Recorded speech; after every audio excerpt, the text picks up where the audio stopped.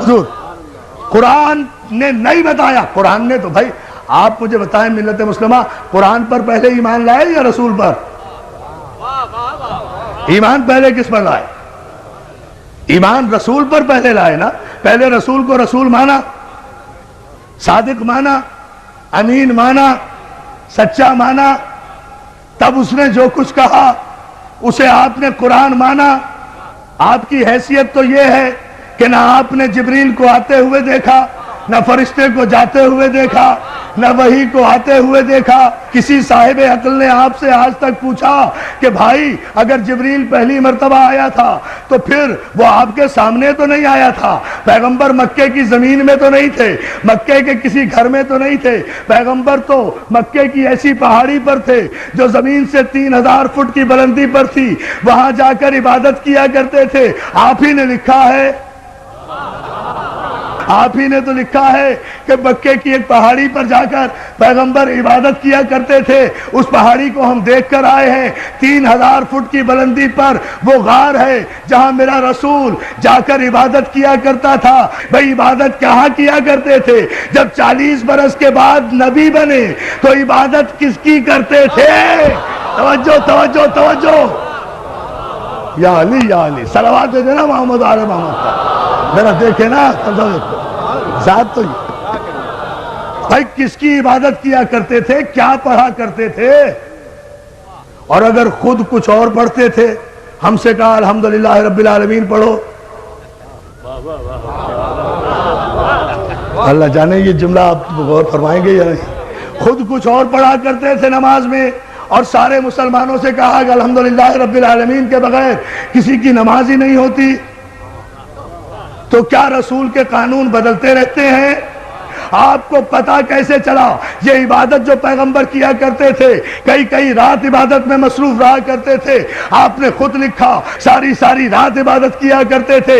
ایسے ہی میں فرشتہ, پورے مجمع کی توجہ ماشاءاللہ, ایسے میں فرشتہ آیا تو اور کوئی تیسرا تو نہیں تھا. جب پیغمبر عبادت کرتے تھے, بھئی جتنے بھی مسلمان ہوئے ہم سب کا احترام کرتے تھے, کرتے ہیں, کرتے رہیں گے.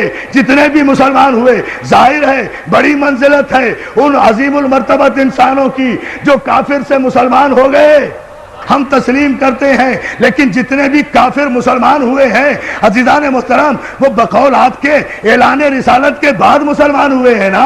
اعلان رسالت سے پہلے تو کوئی مسلمان نہیں تھا. جب مسلمان نہیں تھا تو کوئی راوی بھی نہیں تھا, کوئی روایت بھی نہیں تھی, کوئی حدیث بھی نہیں تھی, کوئی محدث بھی نہیں تھا, غار میں کوئی موقع کا گواہ بھی نہیں تھا. یا جبریل تھا, یا رسول تھا, یا پہلی آیت تھی. اب آپ نے لکھ دیا کہ یوں فرشتہ آیا, یوں اقرا کہا, یوں رسول نے کہا, میں نہیں جانتا, یوں جبریل نے کھینچا, یوں دبایا, یوں رسول کو پسینہ آیا. توجہ توجہ توجہ,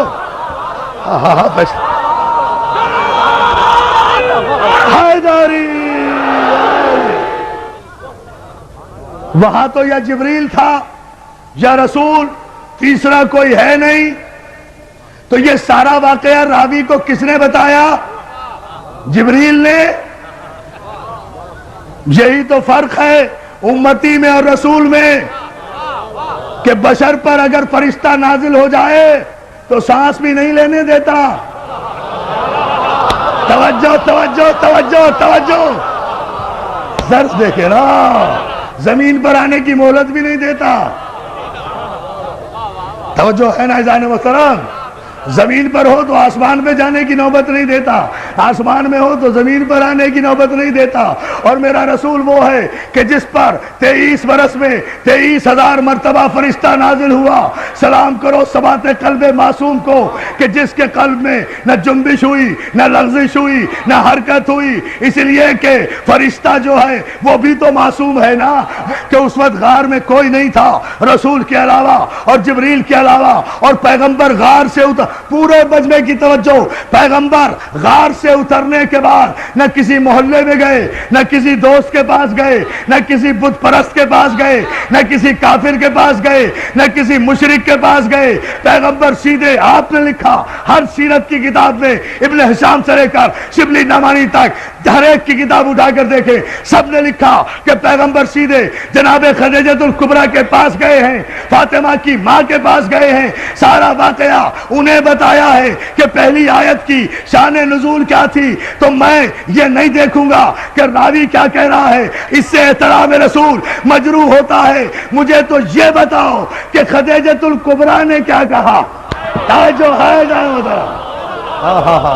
بھائی، جو واقعہ بھی ہوا ہے پہلی وحی کے موقع پر، اس کا گواہ کوئی نہیں، لیکن جناب خدیجۃ الکبریٰ وہ ام المومنین بی بی ہے کہ ساری کائنات کی خواتین میں جنہیں یہ شرف حاصل ہے کہ جنہوں نے سب سے پہلے لب رسالت کو وحی کے مطابق جنبش کرتے ہوئے دیکھا اور اس کی تصدیق کی۔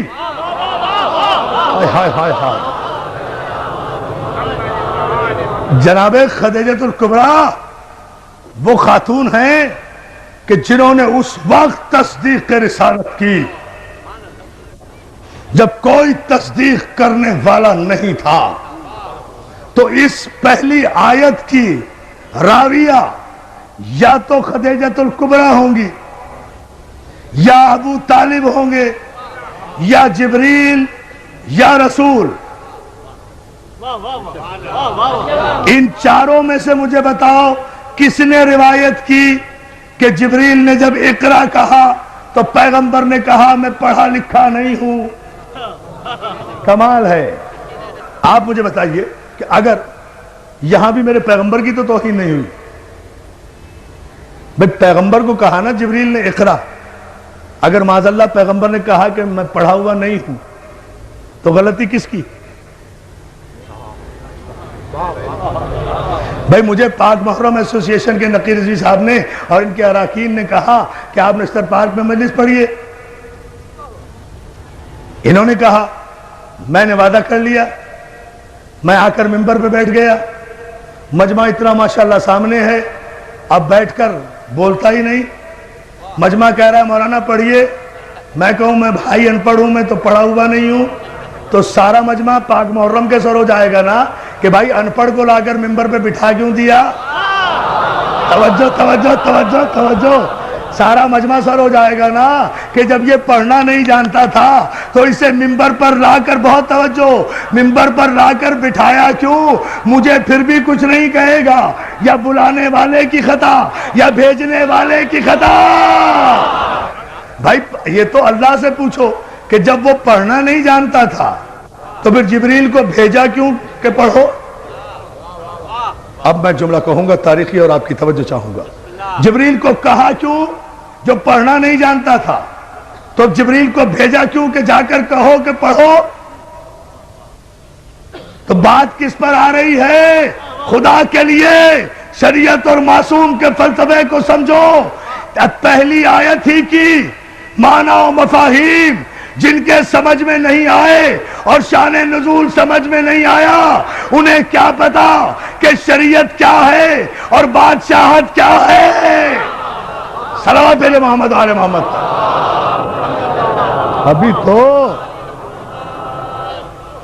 ابھی تو خیر سے پہلی آیت بھی سمجھ میں نہیں آئی، سارا قرآن کہاں سے سمجھ میں لائے گا؟ اس لیے کہ پہلی آیت ہی ابھی سمجھ میں نہیں آ رہی کہ یہ کس طرح نازل ہوئی تھی، اور مجبوری بھی ہے، پیدائشی مجبوری، اس میں کوئی قصور بھی نہیں ہے، ان کا بھی کوئی قصور نہیں، ہم تو بڑے ادب کے ساتھ کہہ رہے ہیں اس میں کوئی قصور بھی نہیں۔ بات صرف اتنی ہے، مسئلہ صرف اتنا سا ہے، سمجھ لیجئے، بات واضح ہو جائے گی۔ بات میرے عزیز دوستو صرف اتنی سی ہے کہ اللہ جن معصومین اور معصوم انبیاء کی پرورش کرنے والوں کو منتخب کر لیتا ہے نا، ان کے نقش قدم کو بھی شریعت بنا دیتا ہے، ان کے نقش قدم کو بھی شریعت بنا دیتا ہے۔ مجھے بتائیے نا، کعبے میں جتنی شریعت جاری ہے نقش قدم ہے نا معصوم کا؟ یہی گفتگو چھوڑی تھی نا، کعبے میں جتنی شریعت جاری ہے، یہ سارے جتنے ارکان حج آپ کر رہے ہیں، یہ جتنی صحیح کر رہے ہیں، یہ صفا و مروہ کے درمیان جا رہے ہیں، یہ 3 شیطانوں کو پتھر مار رہے ہیں، اگر بغیر سوچے سمجھے مار رہے ہیں تو یہ پتھر آپ ہی پہ پڑ رہے ہیں. توجہ توجہ توجہ توجہ توجہ. سلوات بھیجیں بآواز بلند.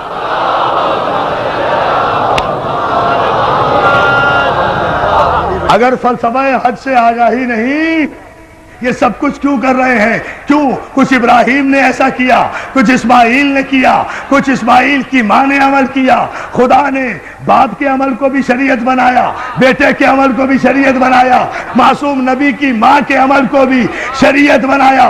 اور شریعت میں کسی کو چونو چرا کی گنجائش نہیں ہوتی. شریعت کی اپنی مرضی، معصوم کی اپنی مرضی. کعبے میں جاتے ہو، حجر اسود کو چومتے ہو نا، پتھر وہ بھی ہے، پتھر وہ بھی تھے جو کعبے میں رکھے ہوئے تھے. اگر ان پتھروں کو پوجا تو کافر ہو جاؤ گے، اسے نہ چوما تو کافر ہو جاؤ گے.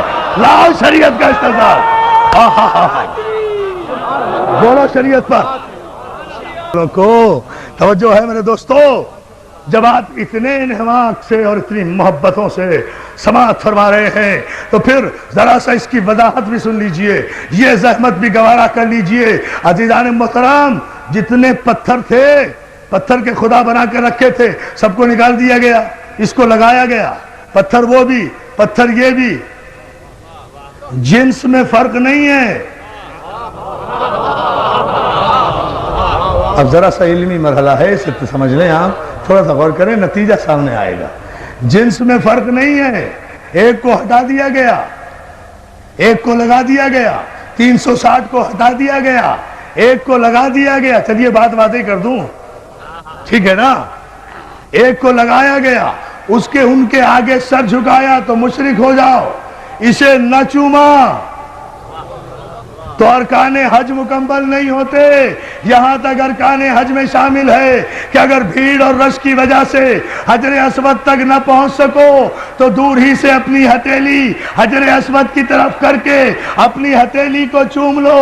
حجر اسود چومنے کا ثواب ہوگا. تو مولانا رش کی وجہ سے حجر اسود تک نہیں پہنچ سکے نا، اصل تک نہیں پہنچ سکے تو ہتھیلی یا انگلی کا اشارہ کر کے چوم لیا نا، وہی ثواب ہوا.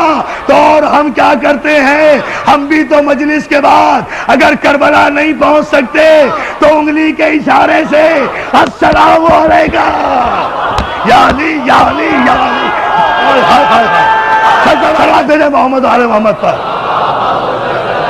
عجیب فلسفہ کہہ گیا ہوں، ایک عجیب رخ سے اتنی احتیاط. پوری توجہ آپ کی چاہوں گا. عزیزان محترم، مولا آپ کو سلامت رکھے. اس مسئلے پر آپ غور کریں، یہ تو سارے مسلمانوں کا متفقہ مسئلہ ہے نا، حجر اسود کو چومنا. کیوں؟ وجہ صرف یہ ہے، کوئی وجہ نہیں ہے. اس پتھر میں کوئی پھول نہیں لگے ہوئے، کوئی یہ ڈائمنڈ نہیں ہے، کوئی ہیرا نہیں ہے، مگر 1 کروڑ تاج محل قربان حجر اسود پر. 1 کروڑ تاج محل اور شیشے اور سونے کی عمارتیں قربان، ہیروں اور جواہرات کی کانیں قربان حجر اسود پر. کیوں؟ خدا کے لیے پورا مجمع توجہ کرے.